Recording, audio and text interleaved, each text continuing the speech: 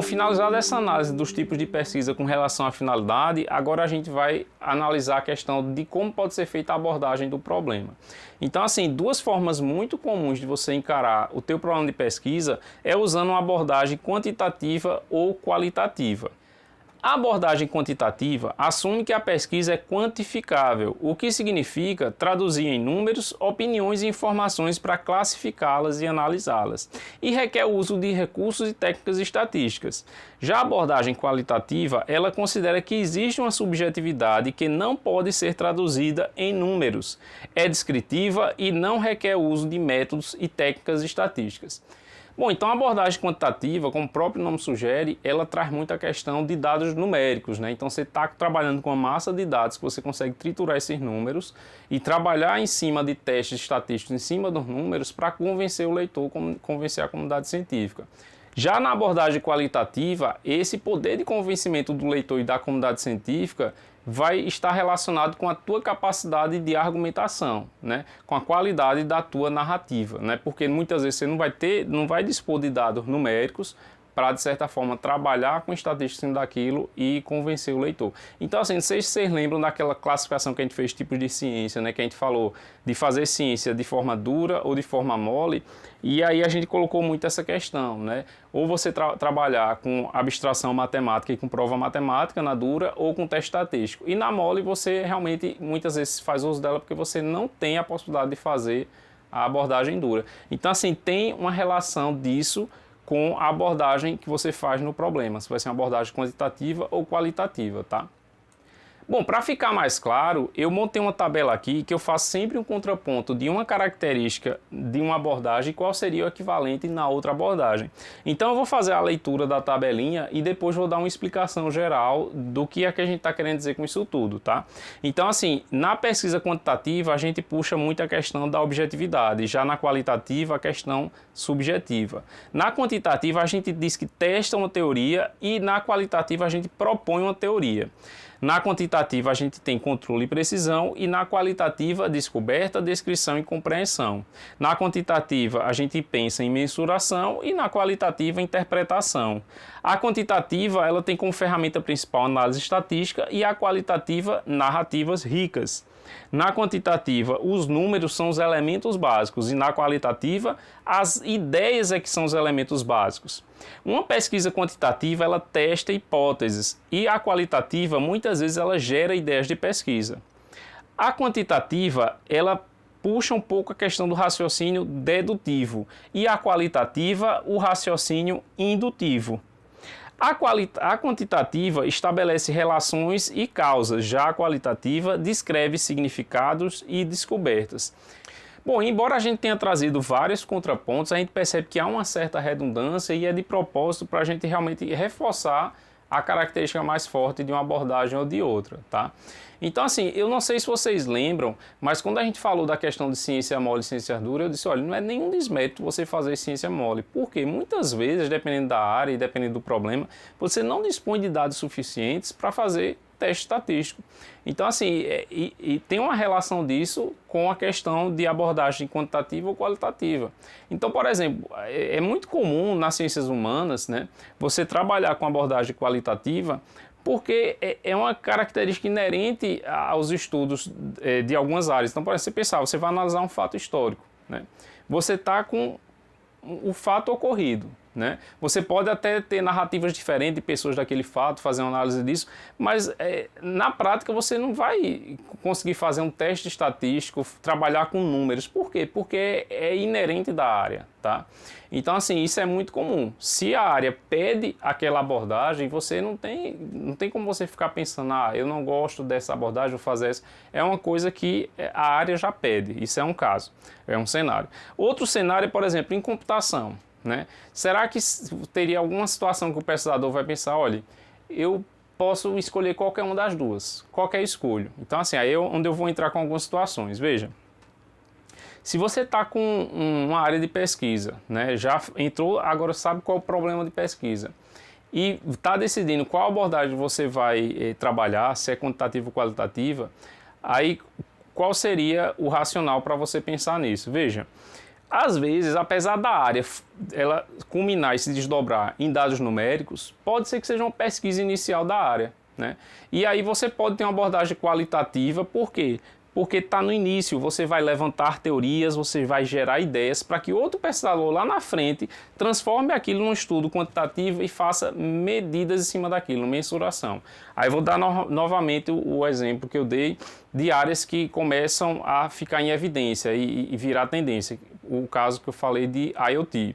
Então, assim, imagina um estudo que alguém vai publicar, né, uma pesquisa que alguém fez, que ele vai, de certa forma, definir a arquitetura, né, de um ecossistema de IoT.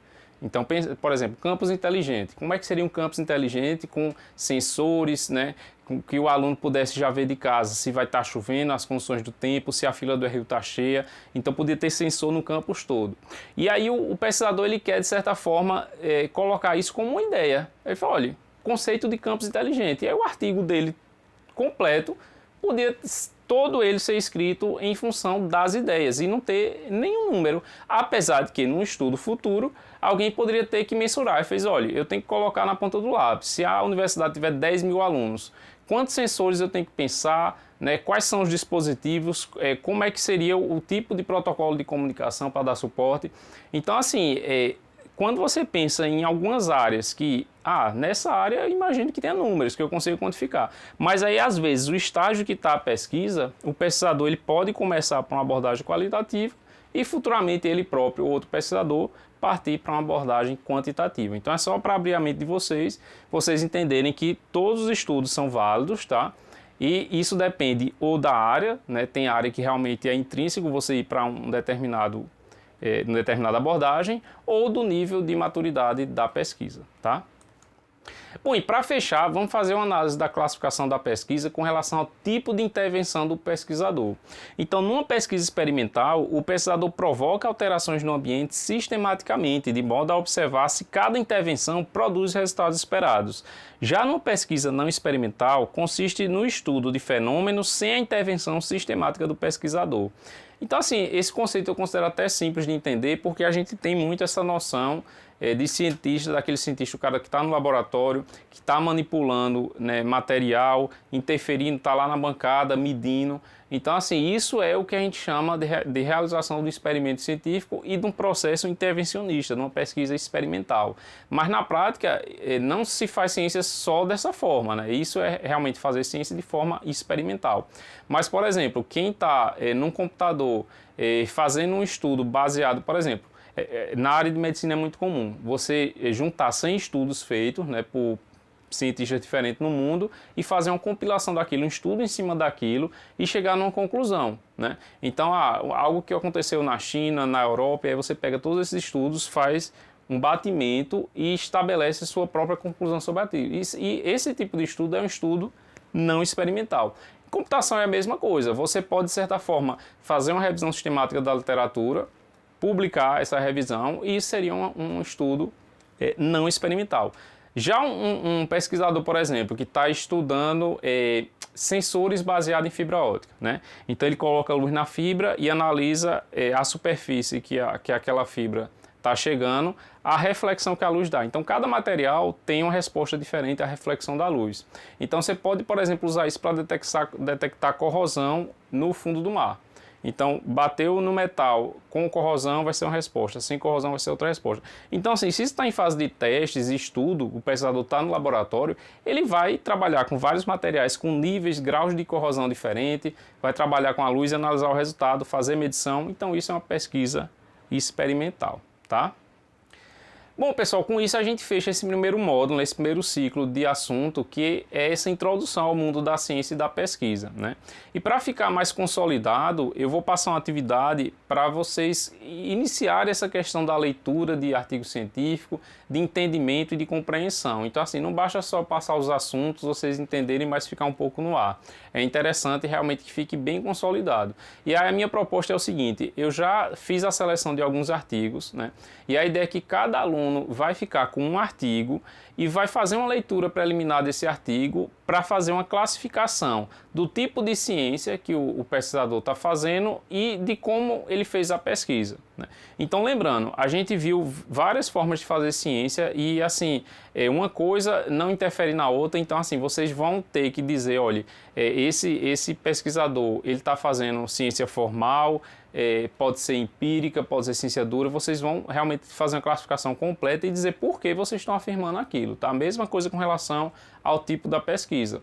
Vocês vão dizer, olha, a finalidade da pesquisa dele foi essa, ele usou uma abordagem quantitativa e não experimental. E o porquê, né? Então, assim, eu considero uma atividade que a dificuldade vai ser o tempo de vocês lerem o artigo. Então, assim, os artigos estão em inglês, mas de fato vocês têm que começar a se acostumar, porque, como eu disse num dos vídeos, é a linguagem universal do mundo científico, tá? E hoje em dia vocês têm excelentes tradutores, né? Então, o tradutor do Google hoje, a capacidade que ele tem de fazer associação com o contexto é infinitamente superior a 10 anos atrás. Então, realmente a qualidade de tradução fica muito boa. Então, assim, não é desculpa, né? Então, assim, quem não tem fluência, não perca tempo, realmente use um tradutor e foque na questão que a gente está pedindo aqui, né? De vocês trabalhar essa questão da classificação. Isso vai dar, de certa forma, mais consciência para quando vocês forem fazer o trabalho de vocês, tá? Então, assim, como é que vai ser a seleção do artigo? Veja, para facilitar, eu coloquei no AVA o artigo e vocês vão considerar a primeira letra do nome de cada um. Então, assim, vai ter um artigo lá que ele vai ser usado pela pessoa que começa com A, com B e com X, um exemplo. Eu nem lembro como ficou lá, mas no título do artigo, lá no link, vai ter o título e vai dizer esse artigo é para pessoas que começam com essas letras. E aí vocês vão baixar o artigo e trabalhar naquele artigo, tá? Então, assim, tentem, de certa forma, considerar o artigo certo, tá? Porque quando eu for corrigir, eu vou olhar se vocês escolheram o artigo certo, porque de certa forma é para distribuir certinho e cada pessoa ficar com coisa diferente, tá? Eu acho que é interessante para promover de certa forma esse debate, tá? Então, assim, a sequência seria essa: escolher o artigo, tá? De acordo com a primeira letra do nome de vocês, fazer a classificação e submeter no AVA, tá? Então, assim, somando, a gente já tem aí algumas atividades para fazer. Então, a minha sugestão é não acumular, tá? Porque aí a gente vai ter na sequência outro vídeo com outra temática e com novas atividades, tá? Bom, pessoal, era isso aí. Quem tiver dúvida pode entrar em contato que eu vou responder assim que possível. Obrigado por ter assistido e até a próxima.